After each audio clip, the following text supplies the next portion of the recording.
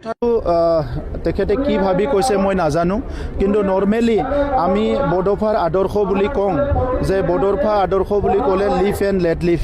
বড়োফাৰ আদৰ্শ লৈ পেলাই কাম কৰাৰ কথাটো আমি সকলোকে এনকাৰেজ কৰোঁ, কাৰণ বড়োফা এই অঞ্চলৰ ন্যায়ৰ কাৰণে, এই অঞ্চলৰ অধিকাৰৰ কাৰণে, এই অঞ্চলত বসবাস কৰা সকলো জাতি জনগোষ্ঠীৰ সাংবিধানিক অধিকাৰৰ কাৰণে কাম কৰিছিলে আৰু সকলো জনগোষ্ঠীক লৈ অহিংসা নীতিৰে কাম কৰিছিলে।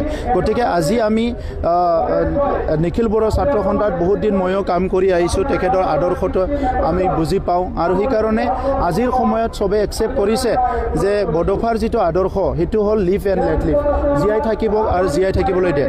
তেখেতৰ আদৰ্শৰে আজি 26টা জনগোষ্ঠীৰ আমি ভিজন ডকুমেণ্ট বনাইছোঁ, সেই জনগোষ্ঠীবিলাকৰ মিউজিয়াম নিৰ্মাণ কৰিবলৈ গৈ আছোঁ।